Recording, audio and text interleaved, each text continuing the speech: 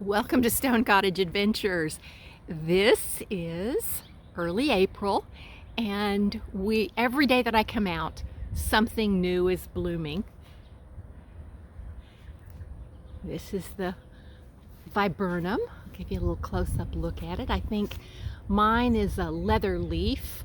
The most common kind are like the snowball viburnums, and they have just a really wonderful, sweet fragrance to them. This is in the corner of the property. And down here, little wild violets are blooming. Everywhere you look, there's something fun to see. And as we walk towards the front of the house, over on the right, this is the lilac bush, and it's just started blooming in the last few days. This is the white lilac. And down below, we'll see daffodils. And there's a yellow tulip in there. It doesn't really stand out, but it's there. And then the pink hyacinths.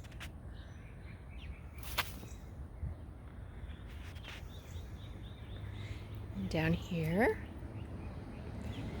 And I think that little star-shaped flower might be a squill. I'm not a real expert on that, but over here you can see more of it. And here is the azalea beginning to bloom, and a few of the white daffodils.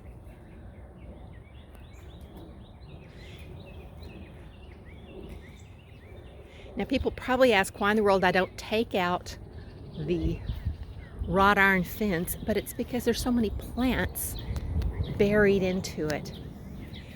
Here is what my viewers, thank you very much, have identified as flowering almond bush. And it's kind of on the tail end there, but it's just been so beautiful. It's never been as pretty as it's been this year. So many blooms on it. It's really done a lot of growing. And some more daffodils. And I showed you this in our last tour. That's the flowering quince.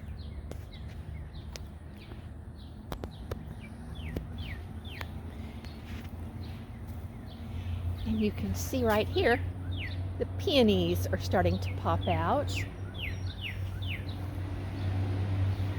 And here's down the side of the house. If you have very sharp eyes, you can see a robin looking for some worms. Now I'm going to give you another little shot right over here, and you can see in the right to the left of the lilac is another azalea beginning to bloom. The roses are doing well, and in a month or so they'll be blooming. And let's take a walk back here. This is of course where we took out the red bud, but the good news is it's the oak leaf hydrangea is looking happier than I've ever seen it look. It needed a little more sunshine. Here's a bridal wreath, a type of spirea.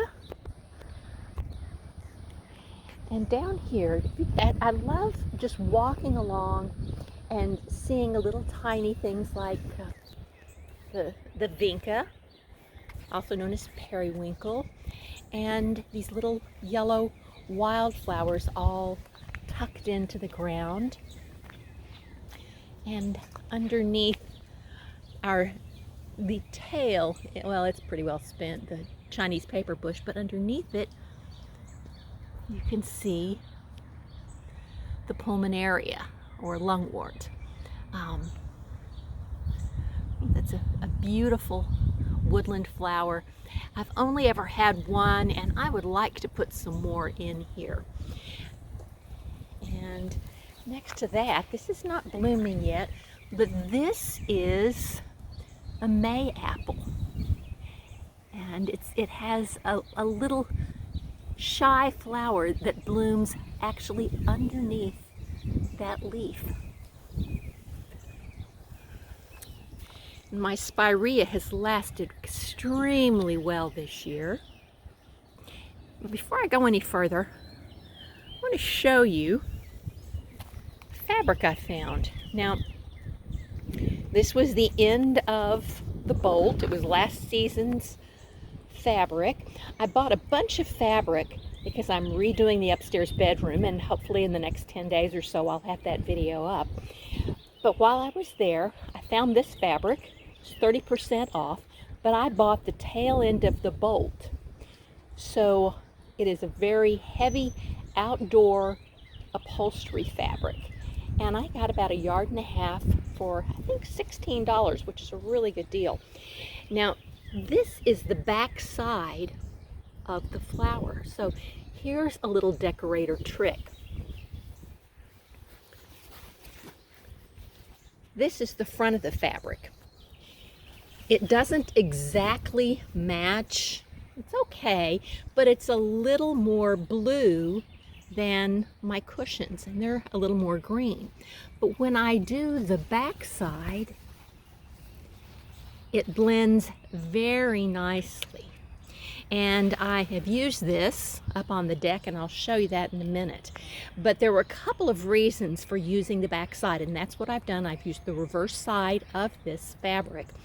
One is that really deep teal color was just a little much for my garden. It's more like, you know, Caribbean, that kind of feel, and that's not what my garden is. And this backside is much subtler, and the other reason to use it is because it matches, it does a better blend, I should say, with the cushions that I bought for the bouncy chairs. So here's our little spot here on the side of the house, our little quiet afternoon shade.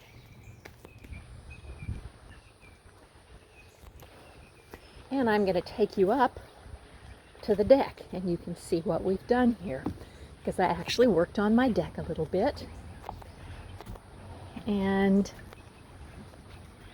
I recovered the cushions. That one's in the sun so bright, maybe this one will show better. That one shows a little better. You can see how I use that fabric. Now, I have a true confession to make. I have been hiding the squirrel damage. All last summer, I just put the cushions very carefully so you would not see this incredible squirrel damage that happened winter a year ago. And they really, you can see they really did a number on this one, and the other one has some pretty bad damage to it. And I've known all along that I needed to do something to stop the loss of stuffing.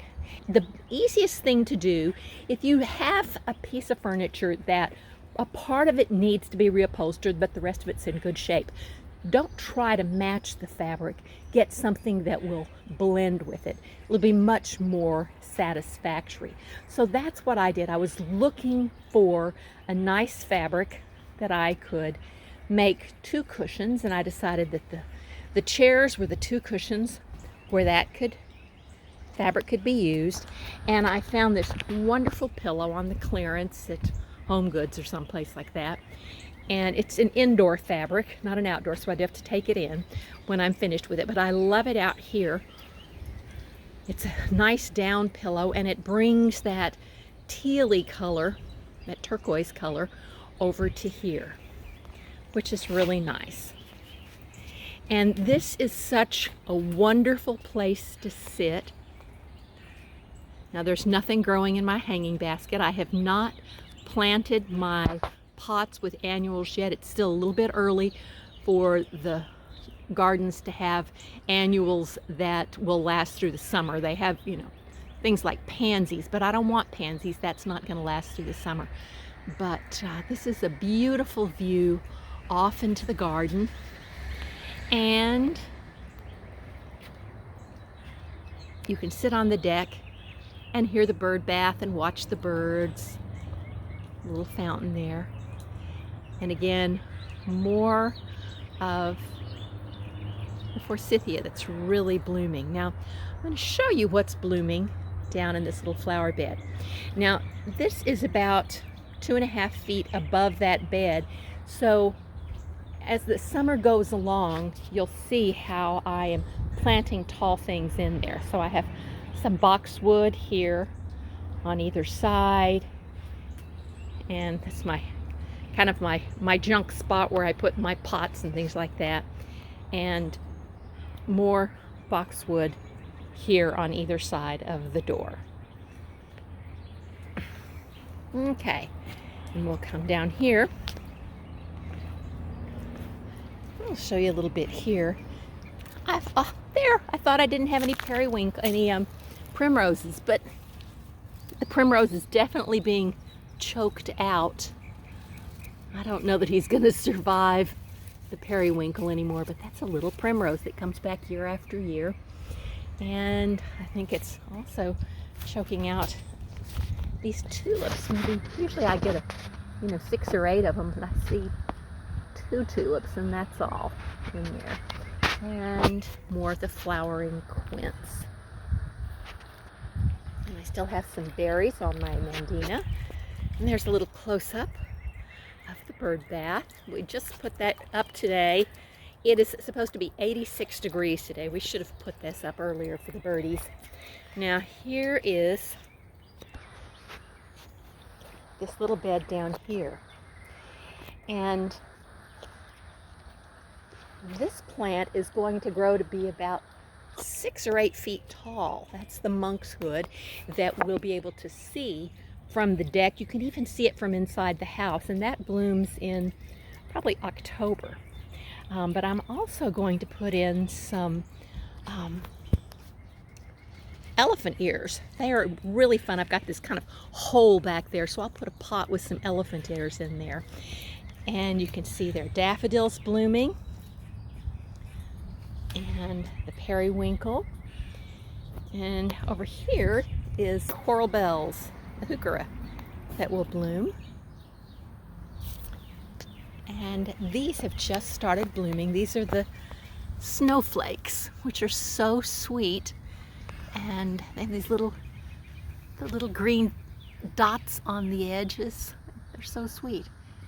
And there is the bleeding heart, which has just started to bloom in the last few days. And over here, you can see quite a bit of the bleeding heart. And I have some tulips that are on the verge of blooming in here.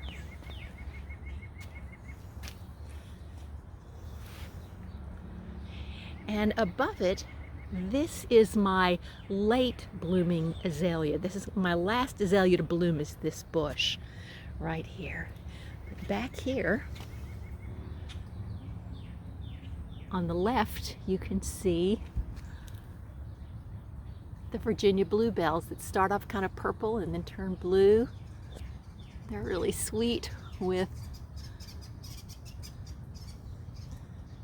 the bleeding heart and the vinca. This is a classic shade garden combination here. And the bleeding heart, the dicentra, is very much naturalized in this garden. Now here is quite a bit, quite the show of the Virginia bluebells. Now above these beautiful Virginia bluebells, this is the Fothergilla. Now that window that you see in the background, that's my bedroom window. And you probably can't see this, but they grow right up next to the window. This is actually quite tall, probably because there's not a lot of sun here. But these are such fun little plants that bloom here in the early spring. Now I've got something else that some people consider kind of weedish, but let's see if I can see one that's starting to bloom. Ah, okay. Some people consider this kind of weedish, but down here, this is the beginning of the lily of the valley, which smells absolutely beautiful. And usually they, that's the traditional in France, the traditional May Day flower. So we are a bit early here, but you can see what it looks like. And it's a little bit invasive, I suppose, but naturalized is what we're going to call it. So pretty in here. It's just so fun to walk along and look down and discover beautiful little plants. And then over here,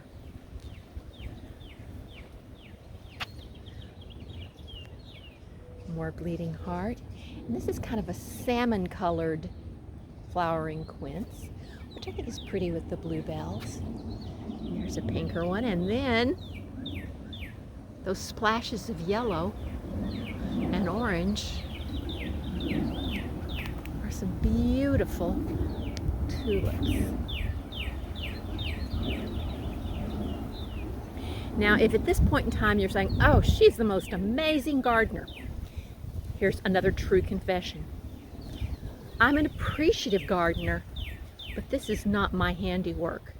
This is the handiwork of the previous owner, a man by the name of Carl. And if you are interested in finding out more about Carl, I had a video that I did last summer. And it might have been called Mysteries of the Garden or something like that. But I tell you more about Carl. And he absolutely planted everything he could find. And I just am intelligent enough to recognize when I'm seeing something absolutely beautiful. Little violets down here. So yeah, give you a little look at the wild violets. And here, it's periwinkle and violets together. And over here, it's got some shadow. That's not bare paths, that's just some shadow covering up in there. But all kinds of little bulbs. Right there in front of me, that's a hydrangea that will give us some summer color. And the hostas are beginning to bloom. Well, not bloom, to pop up, because they die back completely.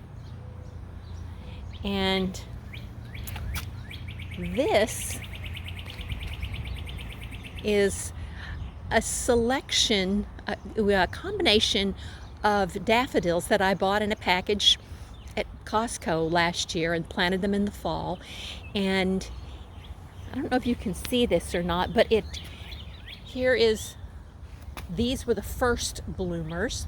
It was a cluster of small yellows, and then there is a cluster of white, and then you have these great big splashy yellow ones. And the nice thing that's really nice about this combination is they stagger their blooms. So we have early, mid, and it's not really late yet, it's still mid, but different bloom times. So you get a succession of daffodils. And I can't remember where the tulips came from. Did I plant those tulips? I can't remember. And here's another pink azalea beginning to come out. Now I'll pull you up here a little bit and you can see there's a red bud. And come around here. This is a pretty little spot. Not a lot of flowering things in here, but here next to the dining area, the vinca, the variegated leaf, just makes a really pretty little spot to sit and enjoy the backyard. And we are up on a hill, so you can see we look down on the neighbors' houses, but this creates this wonderful secluded spot. Even though we're in a very busy part of town, it feels very isolated. More daffodils. And over here, hostas coming up behind this boxwood. And here's some more of the Virginia bluebells. And this is the epimedium. I think it's also called barrenwort. It has a really pretty little leaf with a lot of color, little heart-shaped leaf with some pretty color in it that adds a lot of visual interest all summer long. And random tulips. And you can see how I've got a couple of, so here's one blooming, and then there are a couple more with buds that have not opened up yet. There's an azalea back there that has maybe 2 blooms on it.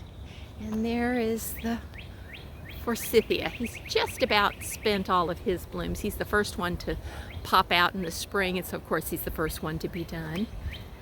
And I'll give you a little view back into this area because it's such a pretty view, nice quiet view. And on the table, those are, I just cut those and they didn't throw them away, but those are the hydrangea blooms, the dried hydrangea blooms from last summer. And you can see again here lots of buds from the tulips. They're going to be blooming. And this spot, if you watched one of my videos from last spring, this spot right here is going to have incredible irises later on. Now what's coming up here, they look kind of funny right now, but that is the Solomon seal. And this was a spot a couple weeks ago that you're like, there's nothing growing there. How boring. It's because all of this was going to pop up. And there's the Lenten rose, and the flowers are really all spent, but these things endure for months even after the flowers are spent, and they're so pretty on the Lenten rose. And here is my clematis, and I still need to work on it a little bit, untangle it and train it up onto that trellis. Now you get the shadow of me. Let's see if I can get out of the view here. It's the grape hyacinth, just randomly blooming, and hostas that are popping out.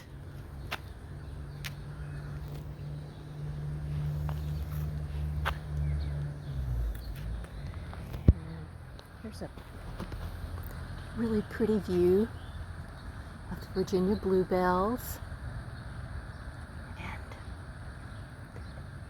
violets, daffodils, tulips. And this is an area where we want to put a pondless waterfall. So we haven't planted a lot in here simply because of that, but a lot of hostas that are popping up now in here.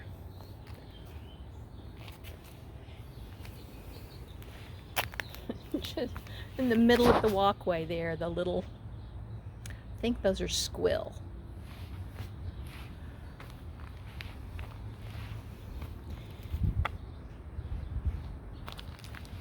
And this is the Japanese painted fern that's coming out here in the spring. More of the snowflakes.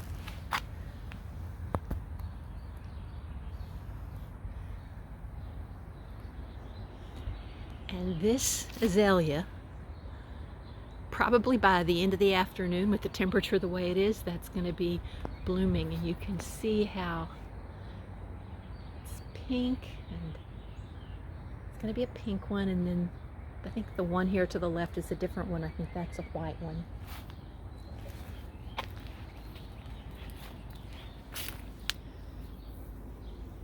This poor little azalea doesn't get a lot of sun, but really pretty flower that it has. He's just barely beginning to pop out. And back looking at the garden.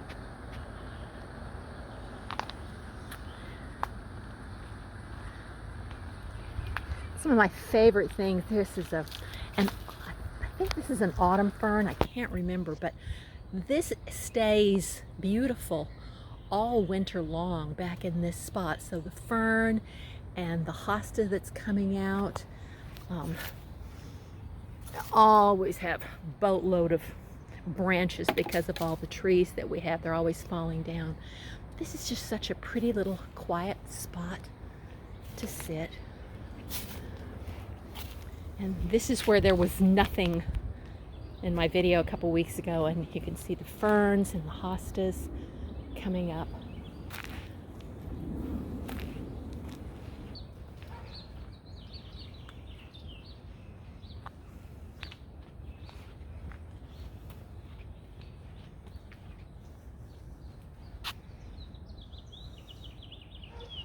It's a pretty view of the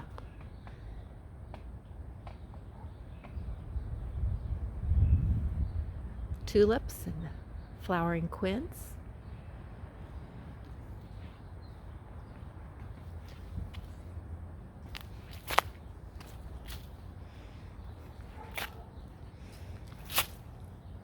And this is going to be a bunch of daylilies later on, but for right now there are some little tulips, and back behind it, that is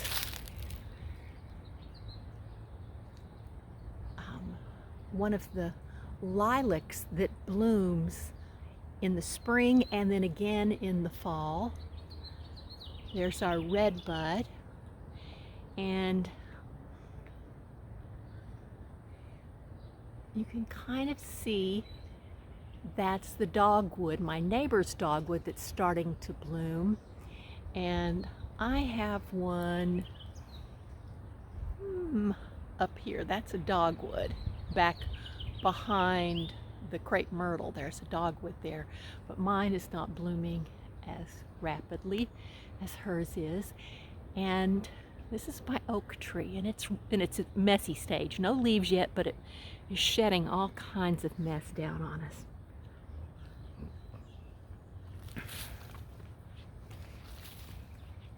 And more peonies popping up, so we'll have good peonies and lilies and irises, all kinds of things that we can see coming in the future.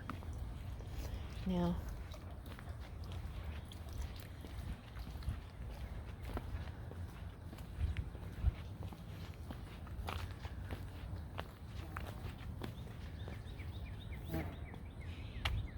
this is the purple lilac. We have the white lilac and the purple lilac, and the white lilac always blooms before the purple lilac does. But you can see he's just beginning to pop out.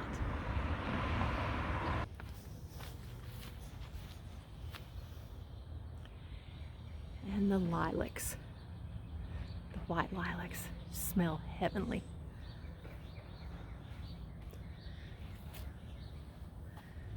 And the azalea that's just barely beginning to bloom. When it's in full bloom, it will just look like this incredible deep pink ball. And that should happen in the next couple of days. I'll take some pictures.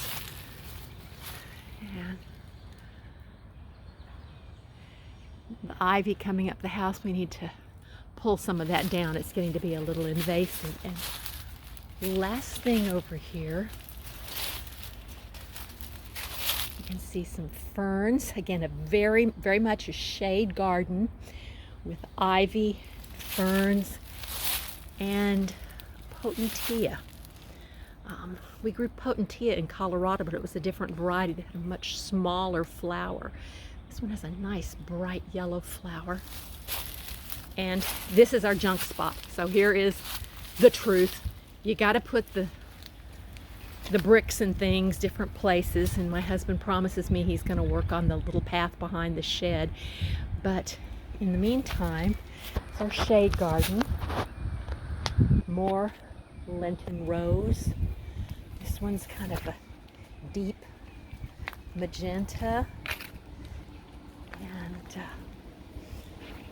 over here, pretty green and white one. And down here, more branches. They're everywhere. This is another, I think it's a type of dicentra, a cousin of a bleeding heart. This is a very terrific woodland plant. This is definitely a little woodland garden back here. And you can see underneath these, we took out some trees so it gets a little more shade because it was just entirely too shady. And the trees were damaging the roof. But here are the bulbs that my neighbors planted for me. This is the view out of my kitchen window. And they very sweetly planted me some bulbs. Now over here are the daffodils, which that's in the shade, so you don't sit really well. But those bloomed earlier. And here are tulips blooming now. I am so enjoying what they've planted. And I planted some hostas along there. So this is a pretty little path to walk down if we can ever finish our projects and clean everything up. So there's the truth. Not everything is perfect all the time. Not everything is finished. I could shoot this in a way that it would make everything look perfect all the time, but it's not. And if your yard doesn't look perfect, don't despair. Neither does mine. But virtually everything in this garden that Carl created blooms at some point in time, which makes this one of those gardens that you wake up in the morning and you can hardly wait to go outside and see what's blooming today, because there's always something blooming in the garden. And in about 10 days, I will have the video up, I think, for our bedroom, a little bedroom remodel, which has been a lot of fun that we've been working on. And we have some exciting things that we're doing in that space. So I look forward to seeing you then. And I hope spring is springing wherever you are.